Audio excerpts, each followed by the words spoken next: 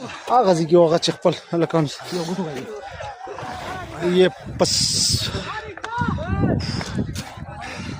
ये हाल है। इंशाल्लाह इनका मुकाबला करेंगे, डट के खड़े रहेंगे इंशाल्लाह डट के खड़े आखिरी दम तक खड़े हैं और डट के खड़े रहेंगे इंशाल्लाह इंशाल्लाह पहुंचेंगे। इनकी इंशाल्लाह। उम्र देख 65 साल इनकी उम्र है और इनकी जो हौसले है ना 76 साल और इनकी जो हौसले है वो जवानों की तरह है और इंशाल्लाह हम पहुंच के दिखाएंगे। शराब के जज्बे ने हमें रुला दिया। आगाज़ी की होगा चप्पल लकन ये बस